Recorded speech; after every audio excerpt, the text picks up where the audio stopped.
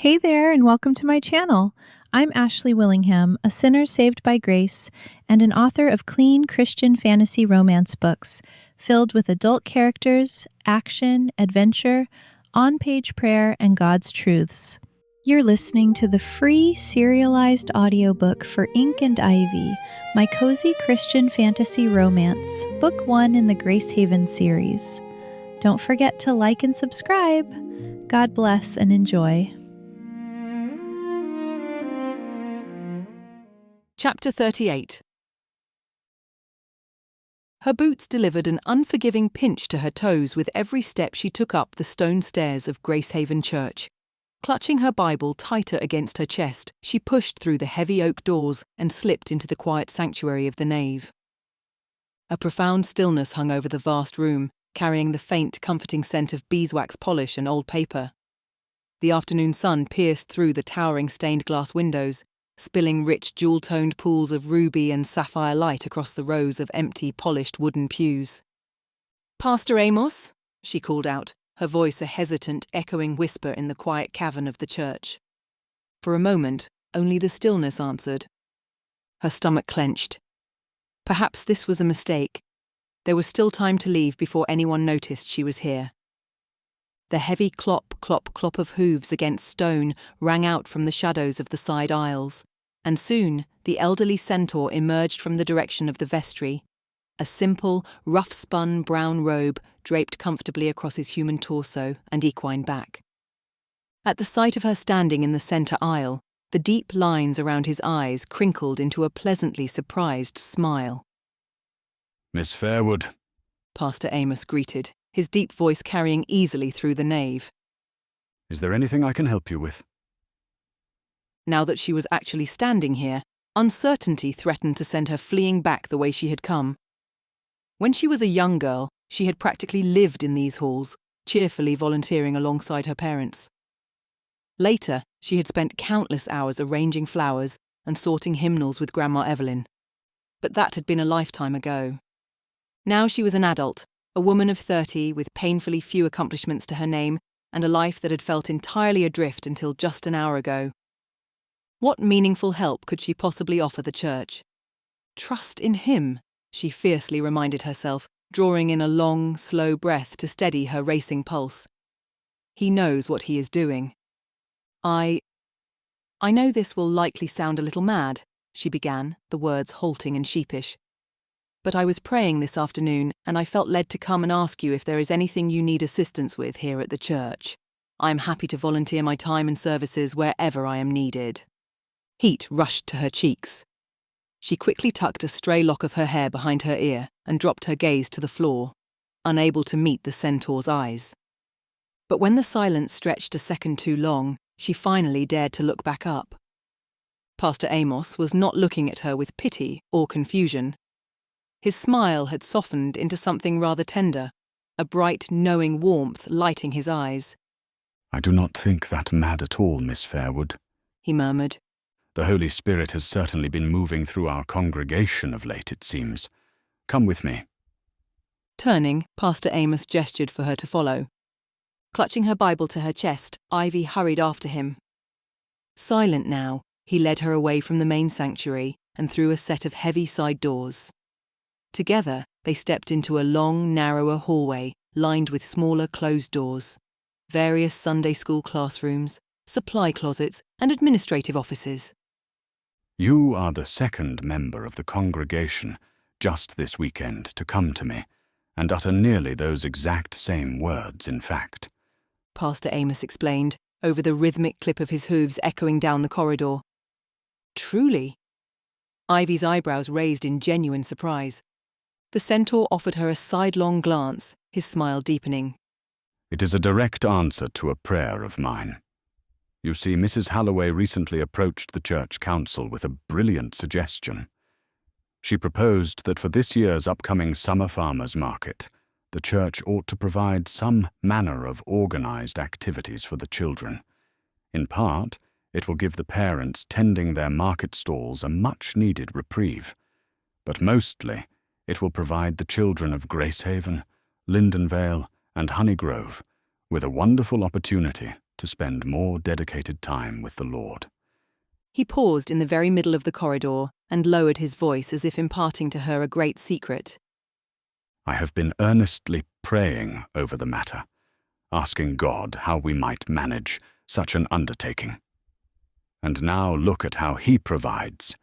In the span of 2 days, the Lord has brought this church not only a minister to lead our newly founded children's ministry, but an assistant for him as well. An assistant to the new children's minister? She had always been fond of children, but her thoughts snagged on the title. Yet she didn't have a spare second to mull over the implications of Pastor Amos assigning her to help spearhead a new ministry, nor to wonder who in Gracehaven had stepped forward to undertake such a daunting task already. Already the centaur was in motion again. He wasted no time in escorting her to the very last office door at the end of the hallway. Lifting his hand, he delivered 2 polite raps against the wood. The brass handle immediately clicked. The door swung inward. And in that moment, Ivy completely forgot how to breathe. Because standing right there, framed perfectly in the doorway of the church office, was none other than Mr. Vael. Chapter 39. Ivy stood completely paralysed, only able to stare at the elven man before her. Mr. Vael stared right back, his dark eyebrows knitting together. Pastor Amos, seemingly oblivious to the awkward silence now blanketing the air, simply beamed at both of them. Ah, Mr. Vael, it would seem our prayer for the Lord to provide the perfect assistant for you has been answered. With a grand sweep of his hand, the centaur gestured toward her. The perfect assistant. She nearly choked. The already thin line of Mr. Vail's mouth compressed further into a pale, uncompromising slash. I see, he murmured, nearly biting out the syllables. Panic surged through her veins at his tone. This was a mistake. A terrible, disastrous mistake. Surely this could not be what the Lord had in mind when she had felt the gentle urging of the Holy Spirit to serve Gracehaven Church again. An assistant to him? To the man who had told her goodbye and marched off into the night just 2 days ago. Perfect assistant indeed. More like perfectly wretched assistant. And why was he still here in town, at any rate? Pastor Amos's next words barely registered over the chaotic swirl of her thoughts. Well, I will leave you two to it then. Do let me know if I can be of any assistance. I will be in my office for a time longer. The heavy rhythm of his hooves retreated down the hallway, the sound fading into the quiet depths of the church until only a ringing silence remained. For a few agonizing moments more, Mr. Vael remained utterly frozen there in the doorway, his broad shoulders blocking the entrance as he stared down at her. Finally, a muscle ticked in his tight jaw. Shifting his weight, he stepped aside and gestured for her to enter the room with a sharp flick of his hand. Ivy swallowed hard and eased herself across the threshold. The small office was immaculate, but nearly barren. A sturdy oak desk, a leather-backed chair, and a single wooden filing cabinet comprised the entirety of the furnishings. No artwork graced the plain white walls. No rug softened the scuffed floorboards. It was a room stripped of all comfort and personality, consisting of only the most essential items. The only personal effect she spotted at all was a black, oiled silk umbrella leaning against the desk. Behind her, Mr. Vael remained in the doorway, the door left standing wide open to the hall. Why are you here, Miss Fairwood? He asked, the abrupt question cutting through the heavy silence stretched taut between them. Beneath the sharp edge of his tone lay a strange, uncharacteristic note of uncertainty. Her breath caught in her throat. She whirled to face him. The moment her eyes locked with his diamond-hard gaze searched hers, though his own aristocratic features remained locked in a carefully expressionless mask all the while. Did you volunteer for this position because you knew I was the children's minister? He pressed, that same tight hesitation threading through his words. No, she gasped, heat blooming across her cheeks at the very insinuation. Still, he thought she was the sort of woman to fling herself at him. That she had come here today simply to be close to him, because she now knew he was no mere wealthy widower, but a duke besides. Did he truly think so little of her? No, she insisted again, stubbornly lifting her chin. I volunteered to serve wherever I was needed. Pastor Amos was the one to assign me here. Breaking her gaze, Mr. Vael shifted his attention to the empty hallway beyond the doorframe. I see, He murmured again, releasing a quiet exhale through his nose. The dismissive phrase hung between them, stretching into another awkward pause. Ivy struggled not to fidget within the suffocating weight of his disapproval. Mr. Vail's tightly locked jaw, the deliberate way he kept his eyes trained on the empty corridor instead of looking at her, it all painted a glaringly obvious picture. He was merely tolerating her presence out of forced politeness. Clearly he didn't want her there. Forcing her tone to remain civil, she whispered, "Shall I leave then?" Surely there was somewhere else in the church she might serve, somewhere she would be more wanted. But the man swiftly shook his head, sparing her another fleeting glance. No. He rasped, his voice suddenly thick. He cleared his throat and tried again. No, that is quite unnecessary. She stared at the sharp line of his profile, trying to reconcile the man who had so intimately called her Ivy right before insulting her beloved Gracehaven just 2 nights ago with the man currently standing in this barren little room. Nothing about this made any sense. Nothing about him made any sense. He was the Duke of Guildenspire. He was cousin to the Lord Regent himself. And yet, here he stood, ready to serve as Gracehaven's new children's minister.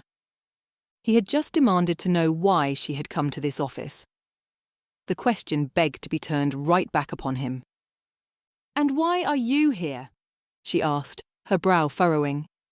At last, Mr. Vail stepped fully into the room, though he did so gingerly, as if he suddenly feared the floorboards might be fitted with explosives all the way from Coppergate. Clasping his hands behind his back, he briskly explained, As Pastor Amos just said, I am the new children's minister here at Gracehaven Church. This may surprise you to hear, but I do have some schooling in matters of ministry. A dream of my childhood finally realized, though my father never approved. "No, I mean," Ivy cut in, her fingers curling even more tightly around her Bible, where she still clutched it against her chest. "You told me goodbye on Friday, and so I had thought you were returning to Veritas with your friends." Mr. Vail's icy gaze immediately detached from her face and drifted upward to fixate on the blank patch of wall just above her head. The silence stretched between them again. Heavy, agonizing, unbearable. But still, he seemed determined to leave her in a state of suspense. Forgive me my prolonged silence, Miss Fairwood. The man eventually muttered, his tone distant. There has been a misunderstanding between us. I am trying to think of the most polite way to address it. A misunderstanding? What manner of misunderstanding? Whatever it was, he seemed in no hurry to make her aware of it. Ivy lifted her chin, the heat of her sudden frustration burning away her lingering confusion. "I would rather you just answer me, Mr. Vail, than worry about being polite."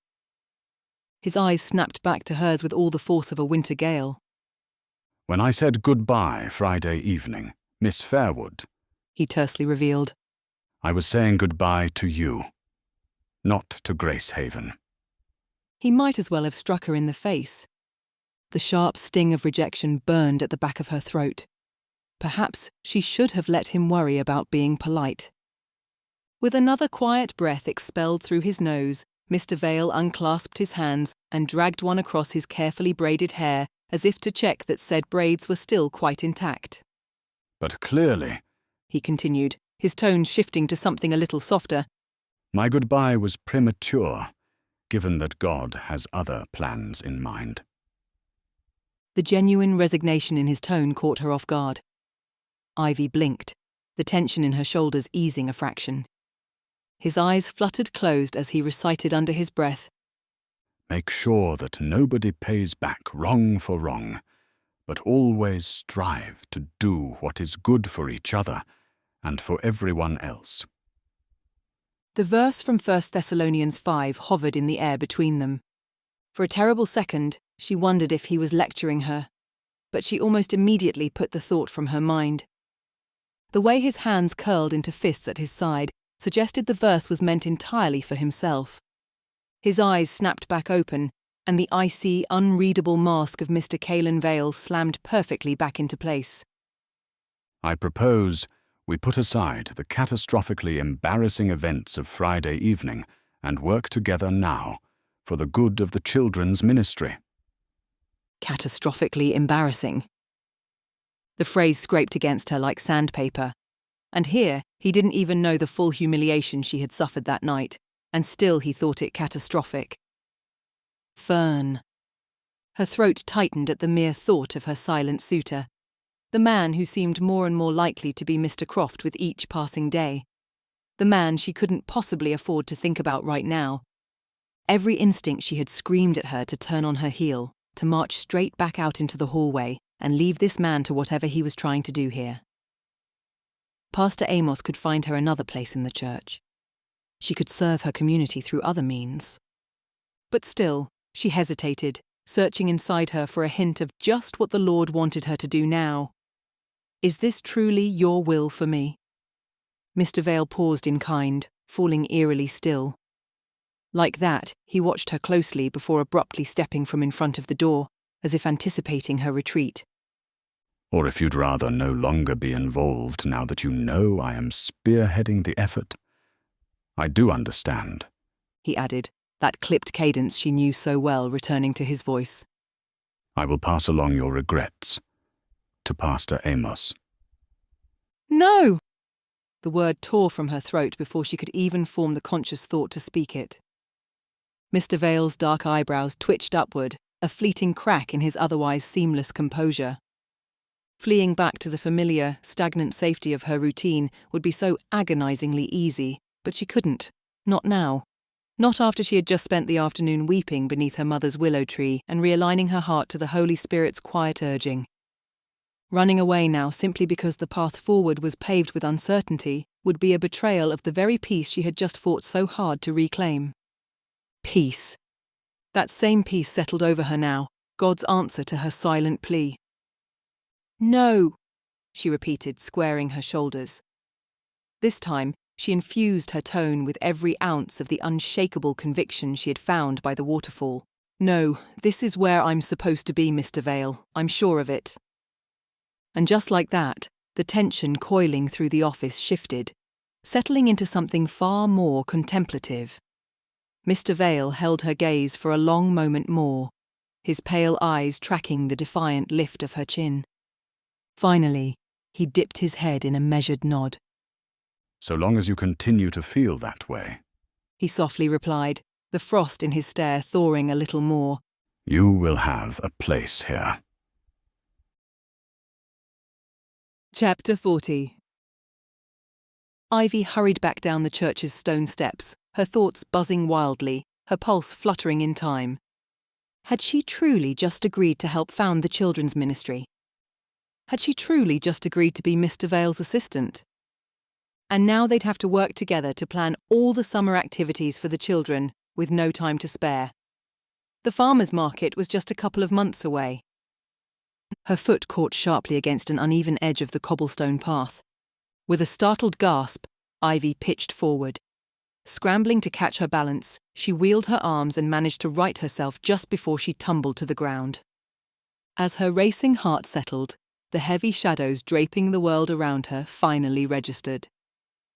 Why was it so dark outside? She flicked a glance skyward, frowning as she finally noticed that the cheerful afternoon sun had completely vanished, swallowed whole by a thick blanket of storm clouds rapidly rolling in from the east. Wait, Miss Fairwood. That familiar baritone rang out just behind her, echoing across the churchyard. Her pulse leapt all the more. Freezing mid-step upon the walkway, she cast a reluctant glance over her shoulder. And there was Mr. Vael, with his umbrella tucked beneath his arm, descending the church steps. His long strides effortlessly devoured the distance between them. Please allow me to escort you home, he insisted, coming to a halt beside her. You will be caught in the rain, otherwise. A sudden, foolish flutter took flight in the pit of her stomach at the quiet demand in his tone, at the unyielding weight of his gaze falling upon her yet again so soon after she had escaped from it. She quickly pivoted her attention to the sky. "Rain!" she echoed, an incredulous puff of air escaping her lips. She squinted up at the grey clouds again. It was certainly dark, to be sure, but it hardly feels like rain. As if the heavens themselves were determined to prove her wrong on Mr. Vail's behalf, the sky abruptly cracked open, and a sudden deluge plummeted to the earth in thick, freezing sheets. Ivy gasped, hunching her shoulders against the downpour, trying to use her body as a shield to protect her father's Bible. Dark silk snapped taut directly over her head. Without a word, Mr. Vail seamlessly stepped a little closer, his arm extended high to shield her from the storm with his umbrella. The rain battered furiously against the canopy, drowning out all other sound. Reluctantly, she tilted her head up to look at him. He stared back down, one dark eyebrow perfectly arched in a silent, pointed challenge. She pursed her lips, unsure if she should be annoyed or simply grateful. "Fine," she forced out. "It is raining." The faintest twitch disturbed the corners of his lips. "I always know when it is going to rain, Miss Fairwood," he quietly informed her, his voice a smooth, low rumble, nearly lost beneath the noise of the storm. "A rather useful skill, is it not?" Another traitorous flash of memory commandeered her thoughts, the rumble of thunder, the shadowy silhouette of the hedge maze looming in the distance, the glimpse of him stalking after her into the night. He had known it was going to rain Friday evening, and still he had chased her out into that storm. Blinking herself back to the present moment, she studied him through the grey curtain of this storm. He held the umbrella entirely over her, leaving himself completely exposed to the elements. The relentless rain had already plastered the dark strands of his hair against his brow. Now it soaked the expensive wool of his coat until it turned nearly black. "You are getting soaked," she pointed out with a frown. He did not so much as flinch at the cold water trailing down his jawline. "There is hardly room for both of us beneath the umbrella, Miss Fairwood. Not if we wish to be proper," he matter-of-factly stated. An inexplicable madness seized her. Rolling her eyes at the sheer absurdity of his continued stubbornness, Ivy shifted her father's Bible to her left arm and reached out into the rain with her right. Hooking her hand firmly around the crook of his elbow, she gave a sharp tug. With a grunt of surprise, Mr. Vail stumbled closer, pulled directly under the shelter of the silk canopy. Instantly, some of the chill in the air dissipated, entirely replaced by the rich, intoxicating scent of dark ink and bittersweet chocolate. Ivy froze, her fingers still locked around the damp wool of his sleeve. Tilting her head back, she simply stared up at the elven man, her mind struggling to catch up with the sheer audacity of her own actions. Had she truly just done that? Mr. Vail stared right back, his eyes wide with a glimpse of rare, unguarded shock. The relentless drumming of the rain faded into a dull hum against the deafening thud of her own heartbeat. For a long, suspended moment, she didn't move. She hardly dared to breathe. Finally, he cleared his throat, shattering the heavy silence. That hint of uncertainty returned to his tone when he carefully asked, "Where shall I escort you then, Miss Fairwood? Home?" "Yes," she breathed, prying her gaze away from his at last. "To the bakery, please." Dropping her chin, she pinned her attention strictly to the slick walkway, hunting for any other uneven stones that might trip her up as they began to walk. The steady rhythm of his boots fell perfectly into step beside hers. Fresh silence descended, stretching into something weighty, something palpable. A measure of uncertainty churned her own stomach with every passing second. A familiar pang of guilt soon followed. No doubt he had much better things to do with his time than walk her home in the rain. "I am terribly sorry for the inconvenience, Mr. Vail," she hastily blurted out. "I am sure you have somewhere else to be." Belatedly realizing that her hand was still tucked into the crook of his elbow, she twitched away. Before her hand could fully drop to her side, though, his fingers smoothly intercepted hers. Gently, He guided her hand right back upward and securely tucked it against the damp wool of his sleeve once more. You are never an inconvenience, Miss Fairwood, he softly countered, keeping the umbrella securely hovering above them both. Her heart fluttered wildly, fighting to be free of her chest. But she ruthlessly smothered that spark, pushing the warmth of his quiet reassurance and his touch aside.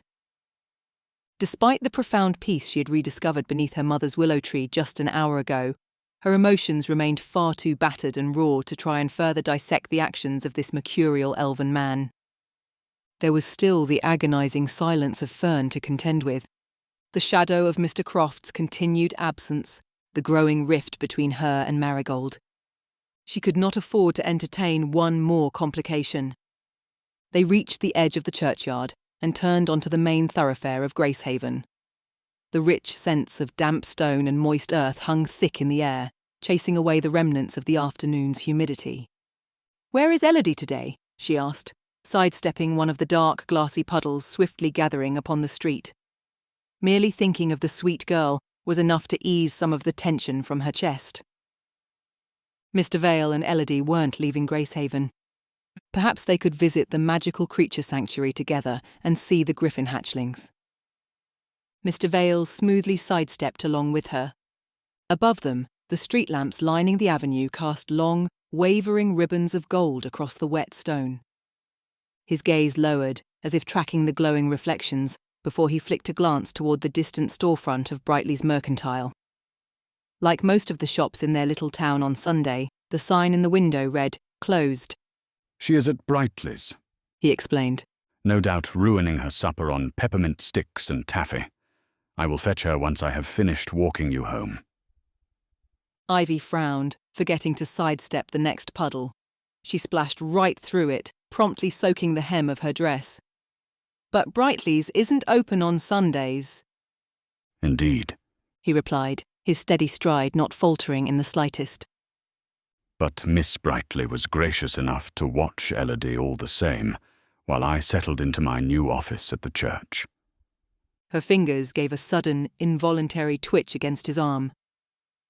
Miss Brightley? Despite the fact that the Brightleys had moved to Gracehaven many years ago and opened Brightley's Mercantile, and despite the fact that Miss Celeste Brightley was now the sole teacher at the schoolhouse since Mrs. Halloway's retirement, she knew very little about the enigmatic Crystal Fae. Beyond the fact that she was beautiful, composed, and absolutely loved to read, Miss Brightley had never shown an interest in their crochet club. She never attended their women's Bible study when Grandma Evelyn had a class in session. According to Daphne, the woman spent all of her free time at the library. "Oh," she exhaled. Without missing a beat, Mr. Vael briskly expounded. Yes, I fear I have had to hire Miss Brightley to serve as a private tutor for little Elodie on the weekends. Arithmetic has never been my daughter's forte, but no doubt memorizing multiplication tables with Miss Brightley will soon do the trick. Memorizing multiplication tables? A brilliant idea ignited in her mind. "Memory verses!" she abruptly exclaimed, shooting an excited look up at him. Mr. Vael frowned down at her, the sharp lines of his face cast in shadow beneath the dark umbrella. I beg your pardon. Heat rushed back into her cheeks. "I mean, for the summer events for the children," she stammered, her mind racing to catch up with her mouth.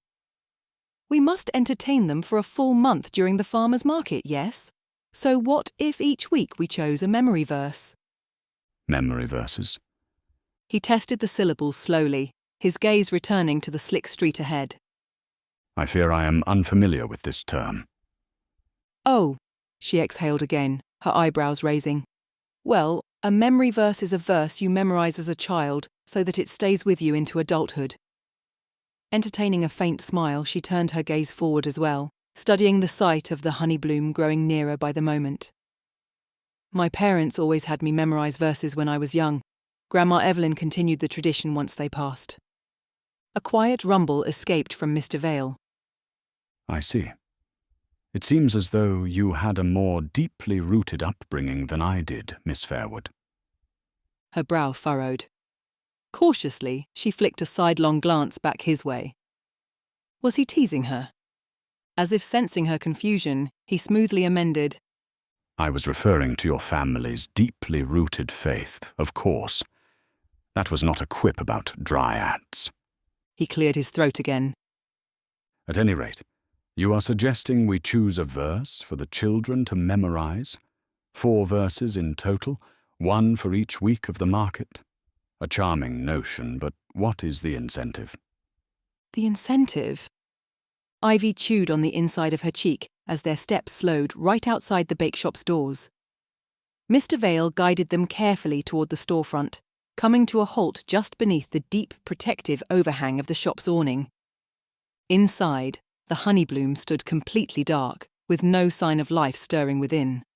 Perhaps Marigold was upstairs, or perhaps she was with Daphne or Grandma Evelyn. At least today Ivy had her keys.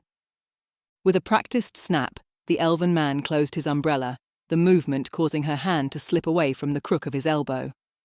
This time, he did not make an effort to return her fingers to that intimate perch.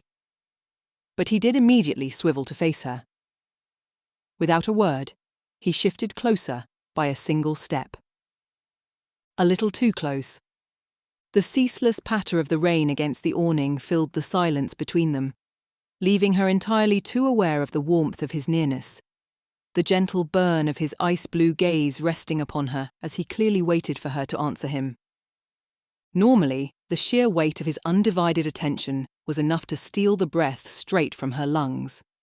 But in this moment, she quietly marvelled at how normal this all felt, standing there with Caelen Vael, the Duke of Guildenspire, planning activities for their new children's ministry. When but a short time ago she had been fairly certain this was all a mistake, that he did not even want her involved. A faint smile caught at the corner of her mouth. God has other plans in mind. Drawing in a deep breath, she quietly suggested, "Perhaps the children who succeed in memorizing the verse each week could receive a prize." Mr. Vael tilted his head faintly to the side, his expression turning thoughtful. But what about the children for whom memorization exercises are particularly difficult? Will they not feel poorly about themselves if they do not manage by the end of the week? She had no answer to that. His gaze slowly peeled away from hers and dropped to take a sudden interest in the terracotta pots flanking the doorway, shielded from the rain by the awning. Perhaps the prizes should be on a scale of sorts, he mused. 1 prize for memorizing the verse perfectly, another for participating and doing one's best. Ivy could only blink, a flicker of surprise taking root in her heart. What a kind thought. Here she had just assumed he would be the sort to demand nothing but perfection. "You did not strike me as the type of man to wish to award prizes for simply participating, Mr. Vael," she delicately pointed out, praying he would not take offence. A tiny huff of breath escaped him, the sound almost self-deprecating. In the next moment, he lifted his gaze again, his eyes meeting hers with renewed intensity. We all have our strengths and weaknesses, Miss Fairwood. Children are most included in this. There cannot be one standard by which we judge excellence, because we all excel at different things. Is this not the beauty of the Lord's creation? That he made us all different. Mr. Vael stared down at her. The ambient noise of the rain seemed to fade into the background as he searched her face. The gentle, unarguable truth of his words settled over her, leaving her only able to whisper, "Indeed so," in reply. Good. His tone turned brisk once more as he took a step backward, establishing a more polite distance between her and him. Then let us pray on it and compile lists of our ideas, endeavouring to include a variety of activities suitable for children with all manner of abilities. We can compare our lists next Sunday, after lunch. A momentary pause stretched between them before he carefully added, I have observed that you enjoy Sunday lunch with your friends. The admission hung in the damp air. He had observed her, without giving herself a single second to overthink the sudden reckless reply burning on her tongue. Ivy offered, "Perhaps you might come to lunch with us next Sunday, Mr. Vael. I know the others would be happy to have you." The man froze. Pausing in his retreat, he peeked back her way, studying her sidelong from beneath the shadow of the awning. His pale eyes swept over her features, lingering in the dim light for a suspended moment. Abruptly, he snapped his umbrella back open. The dark silk caught the heavy downpour once more as he stepped backward out into the storm, slowly trailing away from the bake shop. Yet, even as the distance between them steadily grew, his gaze remained fiercely fixed upon her, as if he were suddenly having the utmost trouble looking away. "Perhaps," he conceded. That single word nearly swept away beneath the drumming of the rain. Chapter 41. Monday and Tuesday slipped by in a blur of repetitive tasks. Mr. Croft remained absent. Fern remained unfortunately silent, which meant Marigold retreated that much more into this new, silent shell she had built for herself. The widening chasm between them left a constant, dull ache in Ivy's chest. She still had absolutely no idea how to help her best friend. So, she simply threw herself harder into her own distractions. Seeking the quiet solace of the woods, she spent her afternoons foraging beneath the dappled canopy, reading her Bible, and scribbling ideas for the children's ministry on any scrap of paper she could find. Sir Charles was more than happy to offer his companionship during her outings. His presence and polite conversation proved to be a comforting anchor as she meticulously snipped fresh wild mint, gathered prickly nettle, and harvested the last of the spring rosemary. Each evening, she retreated to her bedroom to string the fragrant bundles from the exposed wooden beams of her ceiling to dry and to measure out more tea blends for the wisteria. She even made plans to have lunch with Daphne on Thursday, so the two of them could finally discuss what they might do to help poor Mari. But her many attempts to distract herself offered little true reprieve. In fact, they seemed to only make matters worse. By Wednesday evening, her bedroom had transformed into a complete disaster. Half-filled tins of loose-leaf tea commandeered her vanity. Discarded ribbons and her unwashed laundry tangled across the floorboards. Stacks of parchment covered in hastily scribbled, half-finished thoughts for the summer programme completely buried her small desk, spilling over onto her unmade bed. Her thoughts were a dozen runaway carriages bolting in entirely different directions, and her living quarters bore the undeniable, chaotic proof of it. Then came Thursday. Ivy sat cross-legged on her bedroom floor, surrounded by a fortress of botanical texts and ministry notes, utterly absorbed in sketching out a potential schedule for the first week of the farmers' market. Something Mr. Vael was sure to approve of. A bit of arts and crafts. A Bible story time. A time slot in which they went through the market with the children, offering to assist the vendors with anything they needed. On the wall, her clock chimed the time. 2 o'clock. The sound pierced the insulated bubble of her concentration. 2 o'clock? Her quill slipped from her ink-stained fingers, clattering against the floorboards. Lunch. She had promised to meet Daphne at the library for lunch 2 hours ago. Scrambling to a stand, she shoved her feet into her boots, nearly tripping over a rogue pile of books on her way out the door. She practically flew down the cobblestone streets, her chest heaving and her hair streaming loose in an untidy tumble of emerald green. By the time she finally pushed through the heavy double doors of the Gracehaven library, her skin was slick with sweat and the backs of her heels burned with what was sure to become blisters. The gentle silence of the building swept over her, immediately making her panting breaths feel too loud, nearly obscene amidst the quiet.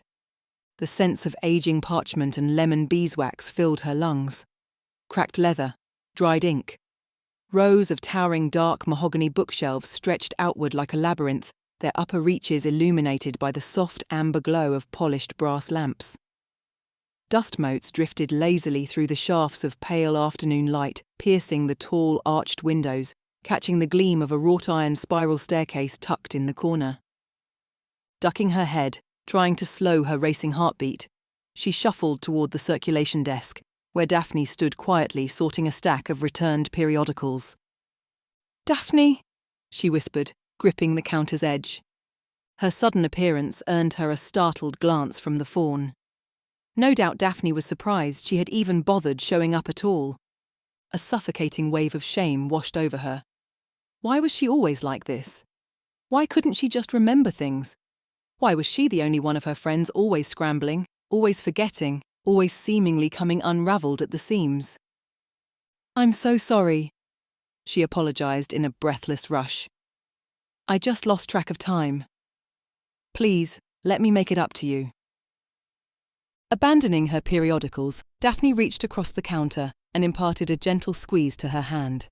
"It's perfectly fine. Please don't fret. I just spent the time catching up on some reading." Shooting a glance about the library, she lowered her voice to whisper, "Oh, you wouldn't believe the latest news from the capital." The fawn's easy forgiveness, giving way to the familiar cadence of her warm chatter, only made the guilt gnawing at Ivy's stomach infinitely worse. Daphne was wonderful, but Ivy was a terrible friend, a scattered, unreliable mess of a woman. First, she had forgotten to order a dress for the engagement party, and now this. If it hadn't been for Fern's foresight, securing that breathtaking gown on her behalf, she would have arrived at one of the most important nights of Daphne's life looking like a ragged woodland creature. Her throat burned at the thought of her silent suitor. That beautiful copper dress now hung in the very back of her wardrobe, a gorgeous swath of silk she would likely never wear again. Now, it was just a reminder of the wonderful man who had seemed to know her better than she sometimes knew herself, and who had still chosen to walk away. She could no longer blame him. She couldn't keep living like this. She could not let her mind continuously scatter like dandelion seeds in the wind, failing the people she loved while she drowned in her own unmanageable clutter. Something finally had to change. "Please help me, Lord," she prayed, as she desperately tried to focus on the rise and fall of Daphne's words, soaking up all the latest news from Veritas. How the social season was progressing, all the latest scandals, who was now engaged to whom. "Help me to know your peace in every aspect of my life."